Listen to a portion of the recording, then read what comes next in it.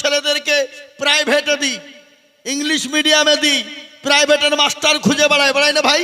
আমার ছেলের যেন একটু ইংলিশে কথা বলতে পারে, অঙ্কে যেন ভালো হয়, বাংলাতে যেন ফাট হয়ে যায়। প্রাইভেটের মাস্টারকে বলে যত টাকা লাগবে দিতে রাজি আছি, ছেলেকে মানুষ করতে হবে। আমরা বলি না কথা বলেন। কিন্তু একটা লোক আমিনাবাদের হাত তুলে বলেন তো, হুজুরকে বলেছেন, হুজুর আপনাকে আমি 500 টাকা করে মাসে দিব, আমার ছেলে মেয়েটাকে একটু কোরআনটা শিখিয়ে দেবেন। এরকম লোক খুঁজে একটা পাওয়া যাবে? কথা বললে পাওয়া যাবে? কাকে বলবেন আপনি কথাটা? কবর আপনাকে what is your name, what is your father, what is your mother, এ কবরে চলবে না। কবরে চলবে মান রব্বুকা রব্বি আল্লাহ, মা দীনুকা মা দীনুকা মান নবিয়ুকা। বলো তোমার দিন কি, তোমার নবী কি ছিল, তোমার রব কে ছিল। তোমাকে আরবিতে প্রশ্ন করা হবে, ইংলিশ মে নেই চলেগা। কি চলবে? ইংলিশ চলবে? ইংলিশ চলবে কি? চলবে না। কিন্তু আপনার আমার জরুরি দরকার ছিল ইংলিশ শেখানো ফরজ, আরবি শেখা দরকার ছিল। জোরে বলুন। ছেলে মেয়েদেরকে ইংরেজি শেখানো দরকার আগে ছিল না, কোরআন শেখা। তাই বলে আপনারা মনে করছেন মৌলবি ইংরেজি শিখতে মনে করছে নাকি রে? না, ছেলেকে মাস্টার বানান, ডাক্তার বানান, উকিল বানান, জজ বানান, ব্যারিস্টার বানান, বাধা নাই। কিন্তু আপনার ছেলে মেয়েকে সর্বপ্রথম কোরআনওয়ালা বানান, দ্বীনওয়ালা বানান, ইসলামওয়ালা বানান। আল্লাহ হেফাজত করবে। আজকে আমাদের দেশের যুবকরা মসজিদ চিনে না, নামাজ পড়তে জানে না, সারা রাত সারা রাত্রি ধরে তারা মোবাইল ঘাঁটে, কিন্তু আল্লাহর ডাক বলে তারা ঘুমানোর সময় হয়ে যায়। কি বলছেন বলুন? ঠিক না? আল্লাহ ডাক হলে, আরে জঙ্গলের পশু পাখি বলে আমি ঘুমাবো না, পুকুরের মাছ বলে ঘুমাবো না, গরু ছাগল ভেড়া মুরগি বলে আমি ঘুমাবো না। আর এই হারামখোর কিছু মুসলমান এরা বলে আমরা আজান যতই দে আমার ডাকে তোদের যাবো না, আমরা ঘুম ছাড়া উঠবো না। কি বলছে তোরা বলো? ঠিক না ঠিক? আজকে আল্লাহ নবী, দয়ার নবী, বিশ্ব নবী জনাবে মুহাম্মদুর রাসূলুল্লাহ সাল্লাল্লাহু আলাইহি ওয়াসাল্লাম যেদিন দুনিয়া থেকে বিদায় হয়ে যাবে, প্রচন্ড মাথায় যন্ত্রণা, বুকে ব্যথা। আল্লাহ নবী মা আয়েশা রাদিয়াল্লাহু তাআলা আনহার উপর মাথা দিয়ে নবীজি শুয়ে আছেন।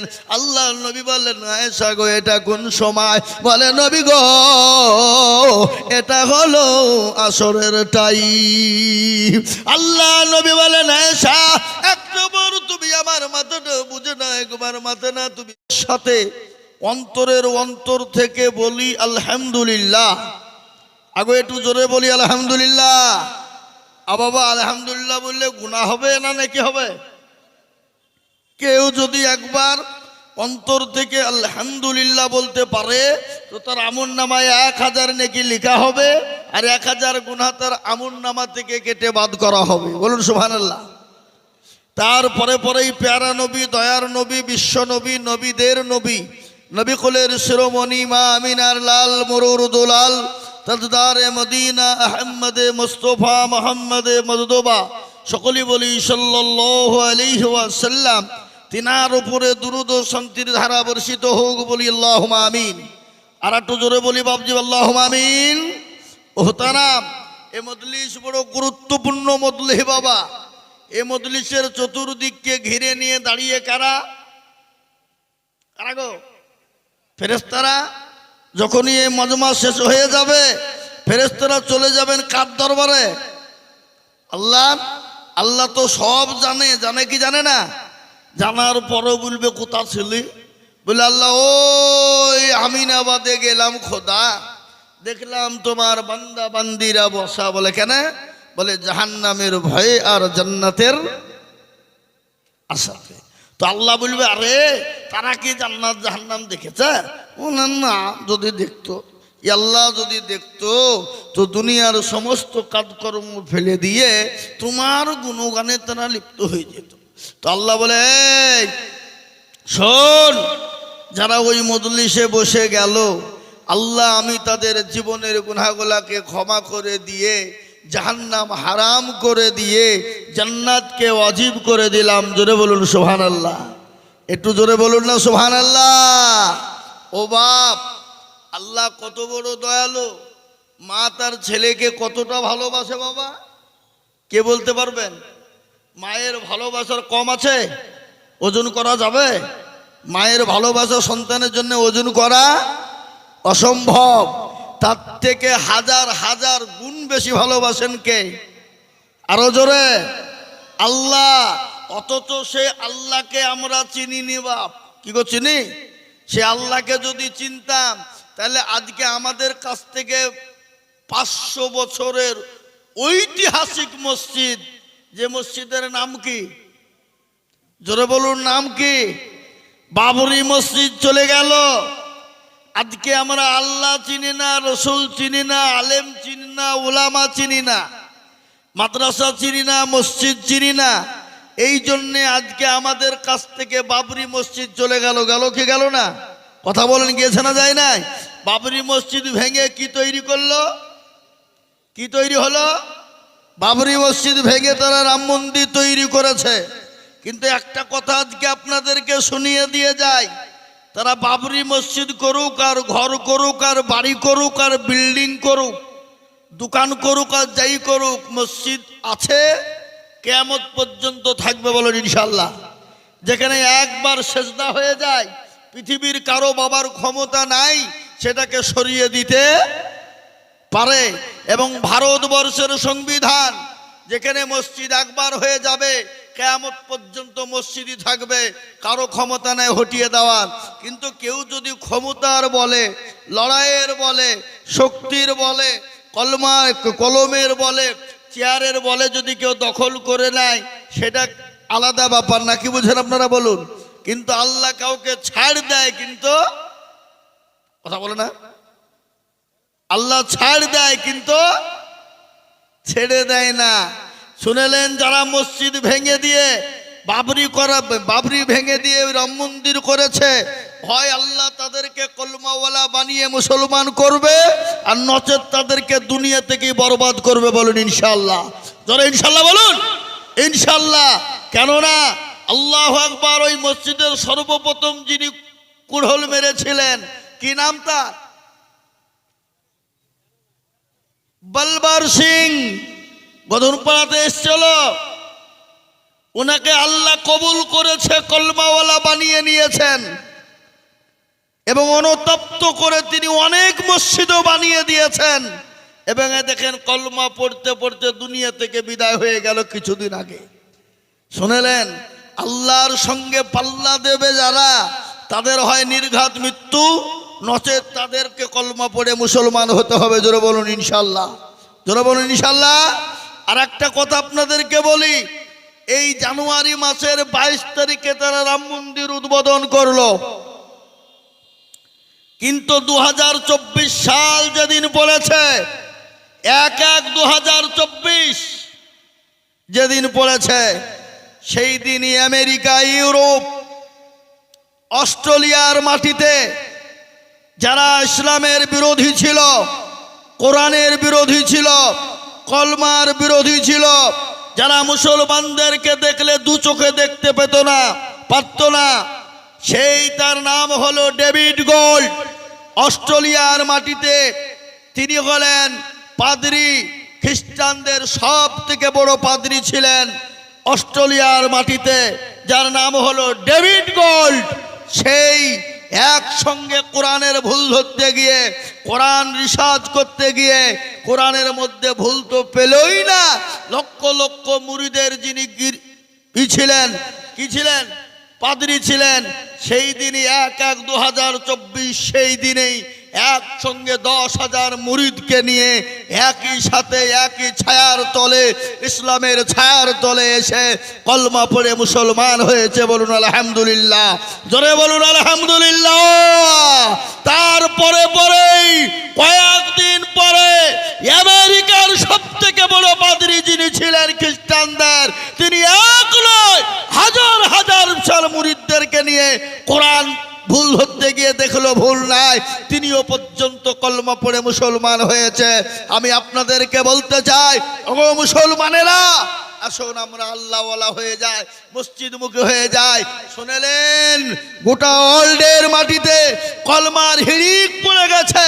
এখন প্রতিদিন গড় আমাদের জমিয়াত ওলামা হিন্দ গড় দিচ্ছে, প্রতিদিনের জন্য 10,000-এর ওপরে কলমাওয়ালা হয়ে যাচ্ছে। বলুন আলহামদুলিল্লাহ, আলহামদুলিল্লাহ বলুন। কিন্তু আমাদের দোষ আছে, আছে না নাই? কথা বলেন, দোষ নাই? আজকে আমরা মুসলমান নামাজ পড়ি না, মসজিদ করি, মার্বেল, টাইলস, যা লাগে, গম্বুজ, মিনার, এসি, কিন্তু আমরা নামাজ, মসজিদে আজান হয়, হাইয়া আলাস সালাহ। আর আমরা বলি আমরা পারলুম না, ইমাম আর মুয়াজ্জিন তোরাই চালা। ঠিক না? এই বাবজি, আমাদের দেশের লোক 100-র মধ্যে 98% লোক নামাজ পড়ে না। ক পার্সেন্ট পড়ে? ক পার্সেন্ট? 2%। 98% যদি বাদ হয় 100-র মধ্যে, 98 বাদ গেলে কত থাকে? 2% বাবা। তো 2%-এর ভিতরে 1% লোকের নামাজ কোনোভাবে হয়। 10 বছর 15 বছর নামাজ পড়ছে চাচা, 20 বছর ধরে নামাজ পড়ছে, আত্মাহেতু জানে না, দুরূদ শরীফ জানে না, দোয়া কুনুত জানে না, দোয়া মাসরা জানে না, ইন্না তাইনা কুল দেখা যায় তার মধ্যেও 20টা ভুল। কি কথা বলছেন না কেন? কথা বলেন।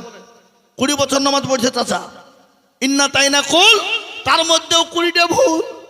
ইমামকে হুজুরকে বলে না, মৌলানা জুবাই সাহেব, ও মুফতি জুবাই সাহেব, আপনি তো আমাদের হুজুর, তো একটু কোরআনটা ঠিক করে দিলে হতো না, নামাজটা ঠিক করে দিলে হতো না, সূরা কালাম ঠিক করে দিলে হতো না। জীবনেও যাবে না। কেন যাবে না? কেন যাবে না? ও বুঝতে পেরেছে বাই চান্স যদি মৌলবীর কাছে যায়, আর মৌলবী যদি আমার ভুল ধরিয়ে ফেলে, তাহলে মৌলবীর কাছে আমার মুরলি আর মাতাব্বরি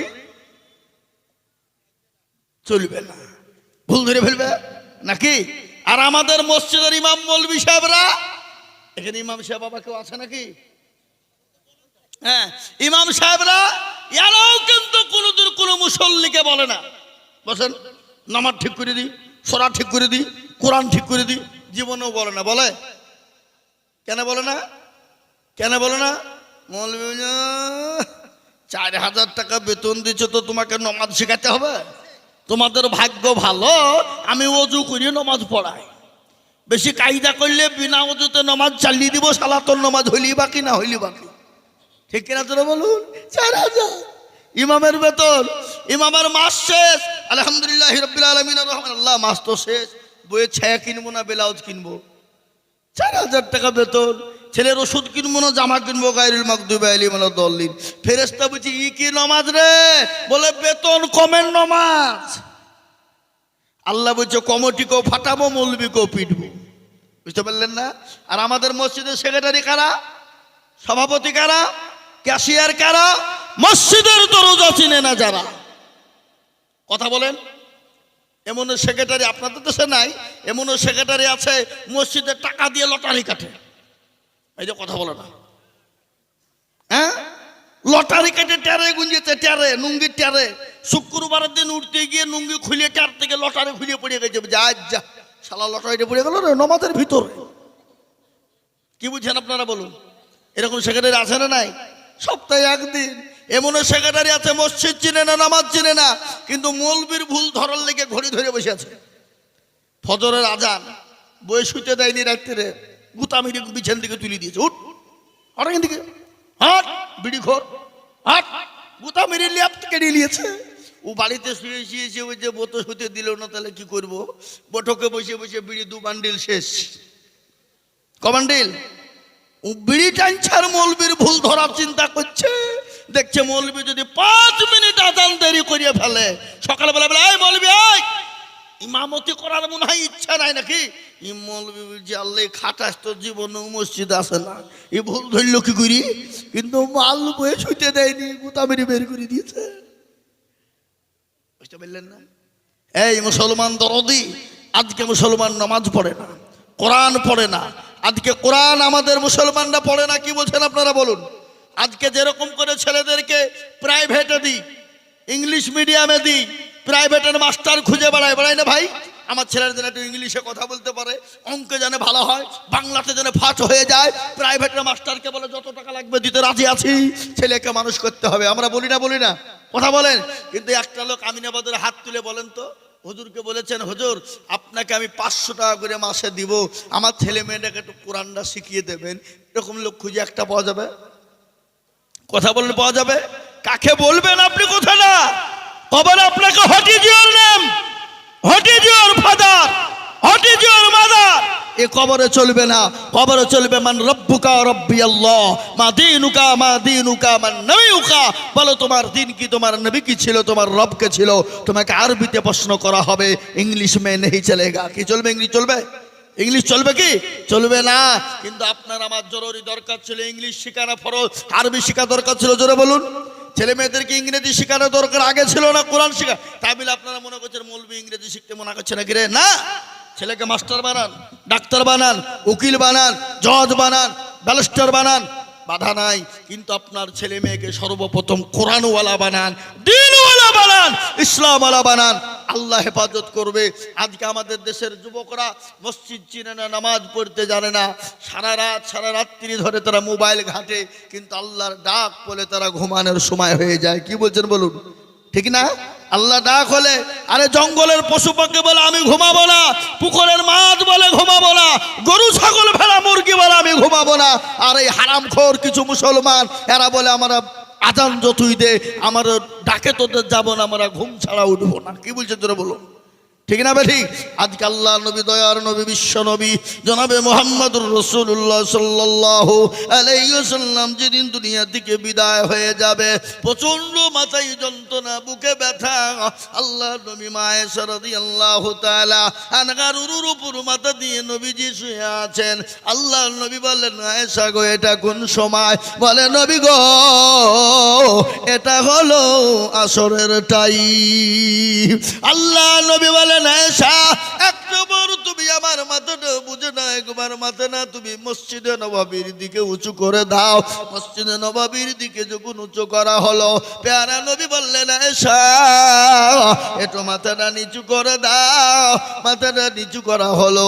আল্লাহ নবীর মাথা যখন নিচু করা হয়ে গেল, আল্লাহ রসুলের চোখের দিকে লক্ষ্য করে দেখলেন মা আয়েশা রাদিয়াল্লাহু তাআলা আনহা নবীজির দুই চোখের কোণে দিয়ে গড় গড় গড় গড় করে পানি ঝরে যায়।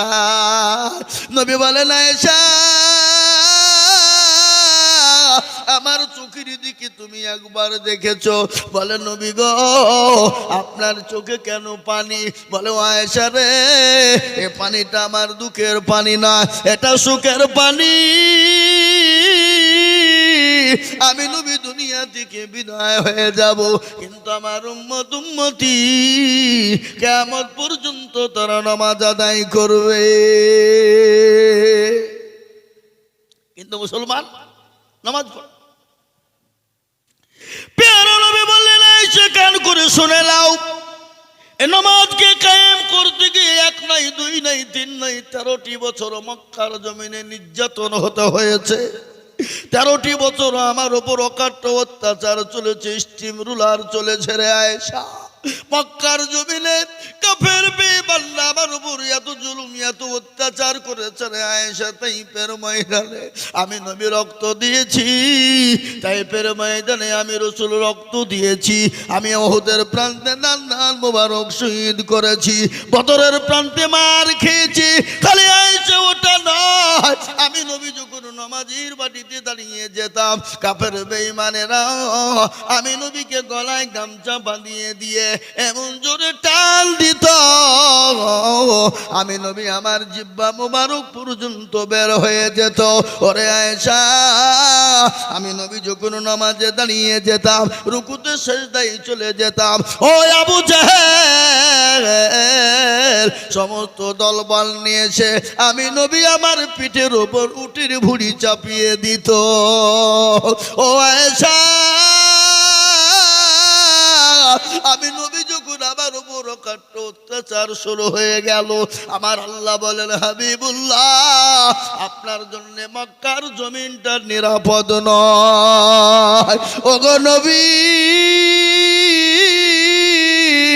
আপনি এই মুহূর্তে মক্কা ছেড়ে মদিনার পথে চলে যান। এবার প্যারা নবী মক্কা ছেড়ে মদিনায় গিয়েছে না যায় নাই? জোরে বলুন। গিয়েছে না যায় না? হিজরত করেনি? গজল আছে না, আজ নবী গো আমার বানায়া বাজার, হিজরত করিয়া চলেন মদিনায়। আজ নবী গো আমার গড়ায়া বাজার, শুয়ে আছে সোনার মদিনায়। আব্দুল্লাহ কাবার পৃষ্ঠ হতে মায়া মিনুর করবে যেতে জন্ম নিলেন নবী মক্কাতে। আজ নবী গো আমার গড়াইয়া বাজার হিজরত করিয়া চলেন মদিনায়। আজ নবী গো আমার বানায়া বাজার শুয়ে আছে সোনার মদিনায়। নবী বলে হযরত আলী আছে বিছানা খালি, নবী বলে হযরত আলী আছে বিছানা খালি, আমার বিছানায় শুয়ে যাও। আজ নবী গো আমার গড়াইয়া বাজার হিজরত করিয়া চলেন মদিনায়। আজ নবী গো আমার বানায়া বাজার শুয়ে আছে সোনার মদিনায়। নবী উম্মতের লাগিয়া কান্দিয়া কান্দিয়া, নবী উম্মতের লাগিয়া কান্দিয়া কান্দিয়া বেকুল হয়ে রইল মদিনায়। আজ নবী গো আমার গড়াইয়া বাজার হিজরত করিয়া চলেন মদিনায়। আজ নবী গো আমার বানায়া বাজার শুয়ে আছে সোনার মদিনায়। ওই নবীর নামে দুরূদ পড়িলে, ওই নবীর নামে দুরূদ পড়িলে হাবিয়া তু চোখ নিভে যায়। আজ নবী গো আমার গড়াইয়া বাজার হিজরত করিয়া চলেন মদিনায়। ও মুসলমান দরদি আমার ভাইয়েরা, আল্লাহ নবী মক্কা ছেড়ে মদিনার পথে চলে যাবে। যেদিন যাবে সেদিনও তিনার শান্তি না। কাফের বেঈমানরা নবীকে ঘেরাও করে নিল, নবীকে মেরে দেবে, নবীকে যেতে দেবে না। কিন্তু বাবজি মারনেওয়ালাকে, আরো জোরে, জিন্দা রাখনেওয়ালাকে, ইজ্জতের মালিককে, বেইজ্জতের মালিককে, সম্পদের মালিককে, জোরে বলুন। আল্লাহ কোরআনে বলেন কুলিল্লাহুম্মা মালিকাল মুলক তুতিল মুলকা মান তাশা ওয়া তানজিউল মুলকা বিম্মান তাশা ওয়া তুইজ্জু মান তাশা ওয়া তুজিল্লু মান তাশা ওয়া বিয়াদিকাল খায়র ইন্নাকা আলা কুল্লি শাইইন কাদির। কোরআন কবি কি বলে? জমানো সিংহে চলো ছবি করি দেন, সাহার সাই কেড়ে নিয়ে ফকির বানান। বাচ্চাকে ফকির করে ফকিরে করে ধার, আর ভাঙা গড়ার পৃথিবীতে এই তো তার কাম। কত হাজার টাকা কত জনে লয়, সারাদিন কেটে কেউ হারে রই, কেউ বা হাজার টাকা পাইবি না মাহিনাতে, আর কেউ বা ঘোড়ার গাছ কাটে পেটে ভাতে। আল্লাহ যাকে মারবে কেউ বাঁচাতে পারবে না, আর আল্লাহ যাকে বাঁচিয়ে রাখবে কেউ মারতে পারবে না। প্যারা নবী সিজদায় পড়ে গেল, আল্লাহ এ রব্বুল আলামিন তুমি যে বলেছো মক্কা ছেড়ে মদিনায় যেতে, কিন্তু খোদা গো আমি মক্কা ছেড়ে মদিনায় কি করে যাব গো মাবুদ? আল্লাহ বলেন নবী গো, ও গো আমার হাবিবুল্লাহ, ও আমার দোস্ত শুনে নিন, আমি আপনাকে মক্কা ছেড়ে মদিনার পথে পাঠাবো, কিন্তু কোনো কাফের বুঝতে পারবে না। কিন্তু নবী আপনি একটা কাজ করবেন। বলে কি কাজ করব? বলে ও গো রাসূলুল্লাহ আপনি এক মুঠো বালি তুলুন। বালি বুঝেন না আপনারা? এই বালি বুঝেন না গো? বুঝেন? এক মুঠো বালি তুলবেন, বালি তোলার পরে আপনি তাশহুদ পড়ে কাফেরদের মাথাতে ছিটিয়ে দেবেন। ওগো আমার হাবিবুল্লাহ, আপনি পাথর বালি গালা ছিটিয়ে দেওয়ার দায়িত্ব, আর আমি আল্লাহ কাফেরদের চোখগুলা বন্ধ করার দেওয়ার দায়িত্ব। আল্লাহ নবীকে বললেন, এক মুঠো বালি তুলে তাশহুদ পড়ে কাফেরদের মাথাতে ছিটিয়ে দেবেন। কোরআন বলেছে, ওয়ামা রামাইতা ইয রামাইতা ওয়ালাকিন্নাল্লাহ রামা। ও নবী, আপনি বালি নিক্ষেপ করলেন, আর আমি আল্লাহ কাফেরদের চোখ দুটো বন্ধ করে দিলাম। সুবহানাল্লাহ বলুন। বিশ্ব নবীকে আল্লাহ বলেন, নবী গো, দেরি করে যাবে না, সঙ্গে সঙ্গে আপনি বেরিয়ে যান। পেয়ারা নবী বেরিয়ে গেলেন। কাফের বেঈমানেদের চোখের ধুলি তাদের চোখের ধুলি ফেলে দিয়ে চলে গেলেন। আল্লাহ নবী আবু বকরকে বলেছিল, আবু বকর বললেন, আবু বকরকে গিয়ে নবী বললেন, আবু বকর। আবু বকর বলে যখন ডাক দিলেন, আবু বকর বলে, লাব্বাইক সাদাইক ইয়া রাসূলুল্লাহ। সুবহানাল্লাহ। আল্লাহ নবীকে বললেন, আবু বকর রে, তুমি কি ঘুমাও না? বলে, রাসূল আপনি যেদিন থেকে বলেছেন মক্কা ছেড়ে মদিনায় যেতে হবে, আমি আবু বকর খোদার কসম করে বলি, আমি একটা মিনিটের জন্য বিছানাতে ঘুমাই নাই। সুবহানাল্লাহ বলুন। কি গো, সুবহানাল্লাহ বলবেন না বাড়িতে গিয়ে বলবেন? কি मोहब्बत, कि भालोबासा, कि प्रेम प्रीति। मोहब्बत होते हैं दिल से, दौलत से नहीं, प्यार होते हैं एक से हजारों से नहीं। কি একজনের সাথে ভালোবাসা হবে, কি ঠিক না? বেটি জোরে বলুন। মহব্বত কাকে বলে? হাদিসের মধ্যে বলেছে, ওই ব্যক্তি যতক্ষণ মুমিন হবে না, মুত্তাকিন হবে না,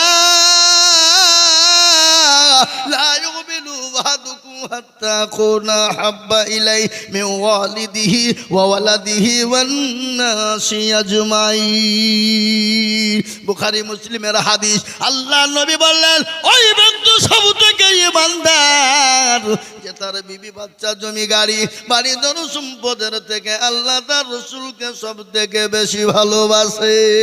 যেমন সাহাবারা নবীকে নিজের জীবনের থেকেও বেশি ভালোবাসতেন।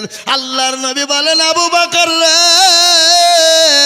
ওই দেখো কাফের বেঈমানরা পেছনে, চলো আমরা চলে যাই। হযরতে আবু বকরের ঘটনা শুনলেন। হাদিসে বর্ণিত এসেছে, হযরতে আবু বকর থেকে রওয়ায়াত এসেছে, আল্লাহর নবীর সঙ্গে আবু বকর যখন যাবে, কিন্তু বিশ্ব নবীর তো যেতে মন চায় না, কারো তো মন চায় না নিজের জন্মভূমি ছেড়ে দিয়ে যেতে চায় গো। কথা বলেন, কেউ যেতে চায়? কেউ তো জন্মভূমি ছেড়ে যেতে চায় না, কেউ তো কাবা ছেড়ে যেতে চায় না।